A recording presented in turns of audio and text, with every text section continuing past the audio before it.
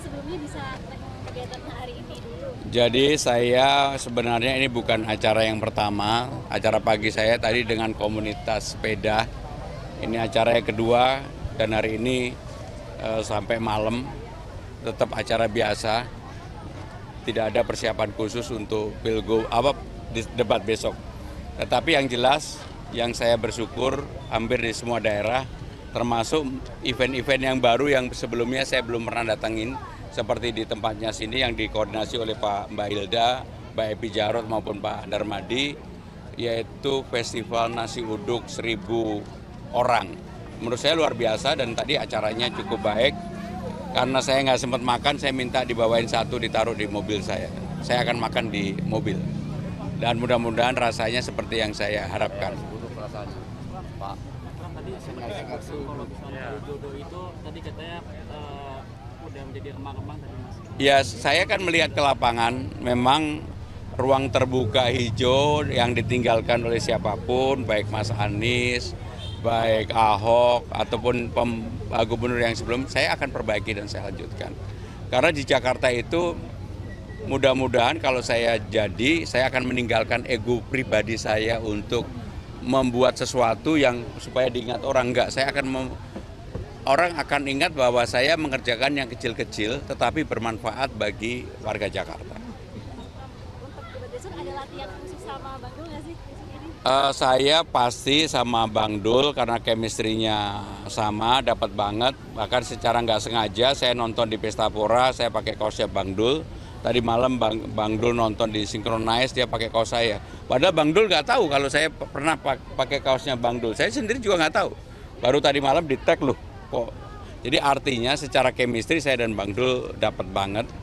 Untuk substansi juga kita berdua nanti akan nggak membagi diri bahwa ini saya yang menjawab atau Bang Dul yang menjawab. Tetapi lebih pada bagaimana kita berdua bersama-sama. Mas Pram, besok kan temanya pengembangan SDM dan transformasi Jakarta menuju kota global. Nah, mungkin nggak perlu detail, tapi apa secara umum yang akan Jadi untuk kota global ada acuannya. Global Index Jakarta ini sekarang nomor 74 dari 156. Artinya di average kita itu jauh di bawah Singapura. Singapura nomor 7, nomor 1 itu New York. Tapi benchmark kita harus Bangkok. Bangkok itu nomor 47 kalau nggak salah. Maka kalau Jakarta mau maju, tapi kita lebih baik dari Manila, lebih baik dari Hanoi dan sebagainya. Kalau mau maju maka kita harus bisa menjadi dari 74 tadi menjadi katakanlah 50 besar secara kota global. Apa yang harus dilakukan? Yang pertama, aktivitas bisnisnya harus terbuka dan jelas. Sumber daya manusianya harus diperbaiki. Harus ada dukungan politik. Harus kemudian yang tidak kalah pentingnya adalah teknologinya juga harus diperbaiki. Dan yang berikutnya adalah semuanya harus transparan. Sehingga dengan demikian untuk menjadi kota global itu ada ukurannya. Dan saya yakin kalau ukuran itu bisa dipenuhi, Indonesia mudah-mudahan menjadi di atas average. Average-nya kan sekitar 70 dari 154. Menjadi nomor 50 aja udah luar biasa, ya. Butuh berapa lama itu kalau dari awal? Ya kalau saya dikasih amanah mudah-mudahan saya selesaikan yang dari bawah-bawah sehingga sumber daya manusia yang 30% penilaiannya itu akan menjadi sesuatu yang berubah dari Jakarta, termasuk perizinan. Targetnya 5 tahun bisa naik ke angka 50. 50. Mas Pram, terkait persiapan debat ada konsultasi dengan mantan-mantan gubernur sebelumnya? Ya saya kan berkomunikasi cukup aktif dengan Bang Foke, dengan Bang Yos, dengan Pak Ahok, termasuk dengan tim utamanya Mas Anies. Kalau dilihat visi misi saya dengan Mas Anies kan nggak beda. Termasuk dalam debat saya akan menyampaikan apa yang disebut dengan daycare dan juga orang boleh bekerja dari mana saja. Karena saya sudah menerapkan di KL atau kementerian saya di Sekretaris Kabinet. Ini mempelajari visi misi dan juga program kerja dari paslon lain nggak? Saya fokus pada apa yang saya lakukan untuk diri saya. Karena saya tidak mau kebebanan hal yang tidak perlu. Ya. Untuk yang Work from Everywhere itu yang kemarin masukan seperti menyebutkan kalau akan memberlakukan sistem 3 hari kerja, itu bagaimana Mas Ram? Jadi work from everywhere itu semangatnya adalah terutama untuk Gen Z dan milenial mereka boleh memilih. Dalam 5 hari, 3 hari di rumah, 2 hari di kantor. kerjanya di mana aja dengan teknologi sekarang bisa dipantau, bisa dilihat. Pengalaman saya waktu menangani COVID bersama dengan Presiden pada waktu itulah yang kemudian menginspirasi saya bahwa ini pasti bisa dilakukan di tempat saya, di Kementerian Sekretaris Kabinet. Dan dengan itu saya juga yakin di Jakarta pasti bisa. Kenapa?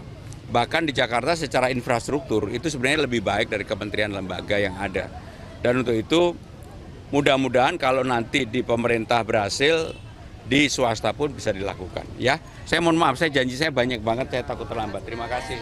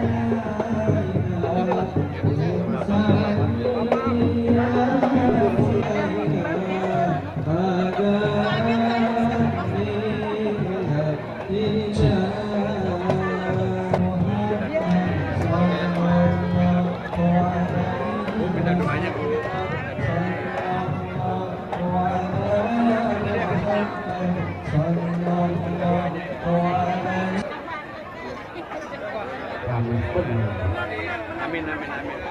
Udah pasti lagi kan. Iya. Gue lihat orang dari depan pengen jubel. Bener. Gue mau masuk kayak susah. Gue aja masuk susah. Ini yang gue harap nih.